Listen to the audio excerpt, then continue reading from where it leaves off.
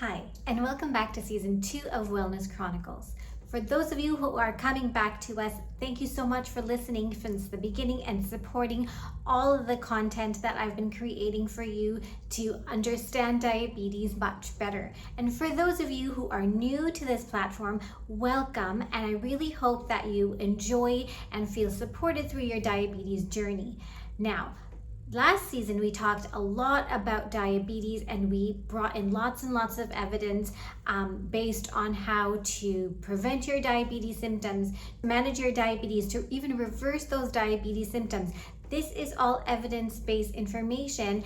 And this season, we plan to do exactly the same. We plan to dive in deep with strategies, technology, and information that is going to help you prevent, manage, and even reverse those diabetes symptoms. So thank you so much for joining us for season 2, episode 1 of Wellness Chronicles. My name is Pooja Patel. I'm a registered nurse and diabetes educator from Toronto, Canada. So I thought for episode 1, I thought we would talk about insulin resistance, just sort of as a refresher as to what diabetes type 2 really is and what causes it and the pathophysiology of it. So let's talk about insulin resistance, really, because that is the core, that is the pathophysiology that really causes type 2 diabetes. So let's start with what insulin is. Insulin is a hormone that takes the sugar and puts it in your cell.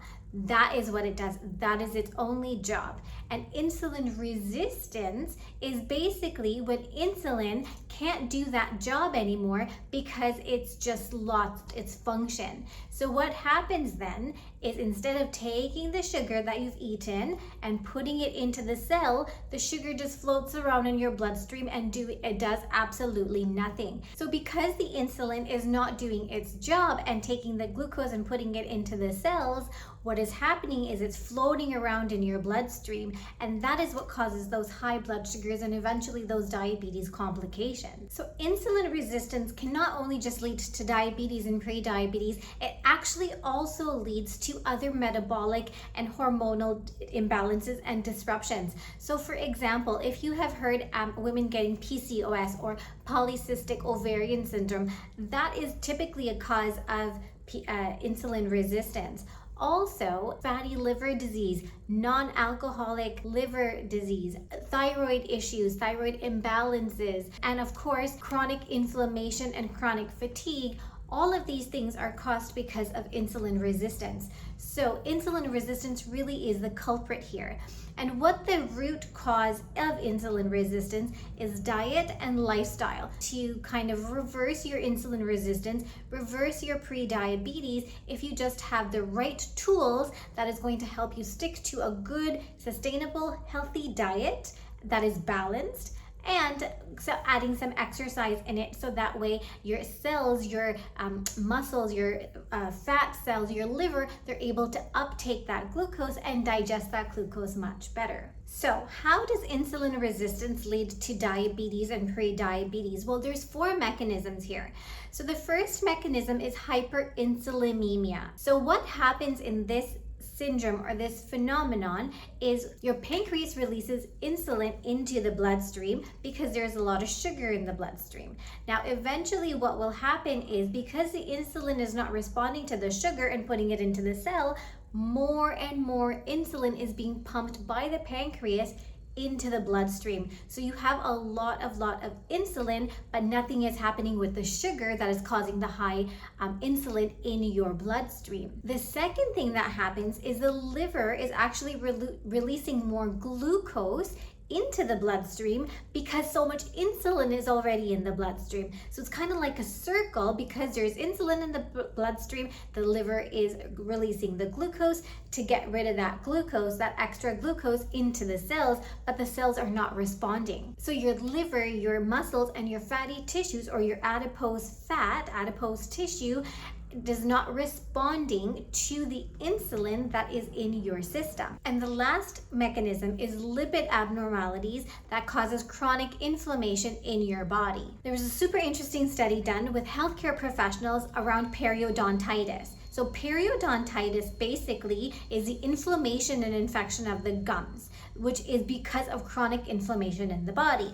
So the really interesting part was at least 50% of the population who had periodontitis had increased insulin resistance markers and chronic inflammation markers. So it's kind of like the relationship is cyclical. So those patients or those participants in the study who did not have periodontitis did not have higher inflammation and did not have higher insulin markers. So there is chronic inflammation in your body. It is absolutely possible that you have insulin resistance as a result of that chronic inflammation. So important to treat the chronic inflammation and the source of that chronic inflammation, whether it is your diet, whether it is your lifestyle because you are very stressed and you have high cortisol levels, or if you are a smoker, for example, that will also cause chronic inflammation in your body. So it's important to treat those root causes to decrease that chronic inflammation. So the two ways to check insulin resistance is 2-hour post-meal sugar and your fasting sugar, which is your baseline sugar in the morning. So if your fasting sugar or if your 2-hour post-meal sugar is more than 11.1 millimoles per liter or more than 200 milligrams per deciliter, that is called impaired glucose tolerance. Now, if you have a fasting sugar, which is the first baseline sugar of the morning, if your fasting blood sugar is more than 7 millimoles per liter or 126 milligrams per deciliter, then you have impaired fasting sugar, which means that you have some insulin resistance there. The good news is it's totally possible to reverse insulin resistance by just diet and lifestyle. So just a structured plan that is going to help you improve and increase your balanced diet and increase a little bit of exercise in your daily lifestyle. So, according to American Diabetes Association's research, a randomized trial found that approximately 58% of the population of the participants were actually able to reverse their insulin resistance, reverse their prediabetes and prediabetes symptoms just with diet and lifestyle. So that is really a telling number. Okay, so I'm going to give you 4 strategies that are going to help you reverse your insulin resistance or your prediabetes, and this is super, super easy. So the Diabetes Canada suggests moderate physical activity for 150 minutes per week will actually decrease your insulin resistance, increase your insulin sensitivity, and decrease the chances that your insulin resistance will convert into type 2 diabetes. So 150 minutes of moderate physical activity a week. So that's basically 30 minutes a day for 5 days a week. So that's not too much, really, if you think about it. The second strategy is to drop your weight down by 5 to 10% overall. Now, I know it might seem like a big number in your head, but really it's actually not. So a study that was done by the Yale School of Medicine actually concluded that a modest calorie deficit, so just 1,200 calories a day, which really is maybe 300 to 500 calories lesser than what you would typically have overall. So a modest calorie reduction, so 1,200 calories a day, will actually reduce your insulin resistance, improve your insulin sensitivity, and will actually prevent your insulin resistance turning into prediabetes or diabetes, an actual medical diagnosis. Okay, so the third strategy is to limit your sugary and processed food. So that's very important. Additionally, to be able to plate a balanced plate that includes proteins, fibers, and healthy fats. Now, this will actually reduce the GI value of the food that you are eating, which automatically will decrease your insulin resistance because you are not eating that many carbohydrates. The fourth strategy and the last strategy that I'm going to suggest is to limit your sedentary behavior. Limit your sitting activities as much as possible. The more you're moving, the more your muscles are working and the more glucose they're uptaking out of your bloodstream, which then leads to decreasing your insulin resistance and actually improves your insulin sensitivity for the future. So the important thing to note here is American Diabetes Association and Diabetes Canada, they both suggest that lifestyle modifications. So improving your lifestyle is actually the first line of approach by having a healthy diet, increasing your physical activity. These healthy habits are actually a first line approach. Medication is actually a second line approach, where really it's just there to support your metabolic health. It's there to support your insulin sensitivity. So I know I've given you 4 strategies, but let me give you a pro tip as to how to put it all together. So my pro tip for this episode is to habit stack. That is so important. It has really worked out wonderfully for most of my patients. So for example, habit stacking is just taking a habit and stacking it onto another habit that you already have. So a lot of my patients say, oh, I've got this routine, I'm kind of stuck in it, which is great, because routine is great because it's easy to kind of add it to that routine with small steps so that it creates a big impact in the future. So for example, a small tiny plan that might work for you as a habit stacking is, after you brush your teeth, do 10 minutes of resistance exercise that are just body weight. So do some squats, do some lunges, maybe some push-ups if you can. Anything that is going to help you get your body moving. Okay, so that's 10 minutes after you brush your teeth.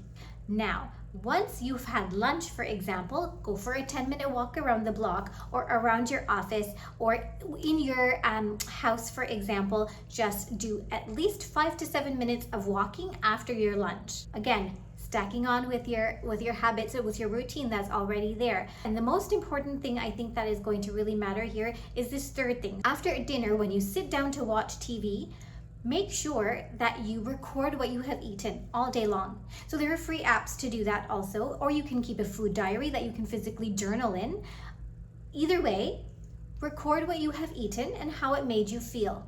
That will really help you understand patterns. It'll help you track what worked for you throughout the day and what didn't work for you throughout the day, and how many calories you might have consumed, or where you can cut back in terms of meal planning for the next day or the next week. Adding healthy behaviors to an existing routine, to something that already exists, makes it so much more easier, and eventually it will become effortless. It will become a part of your routine that you have already created. And eventually you will notice that your weight is dropping, that scale, those numbers are going down, your waist is getting much smaller, your glucometers numbers are dropping, and most importantly, you are getting back all that energy that was making you feel fatigued, which is preventing you to go for a walk or be more physically active or spend that quality time with your family members or your children, for example. So with small changes and consistency, you will see that you are reversing your path of insulin resistance,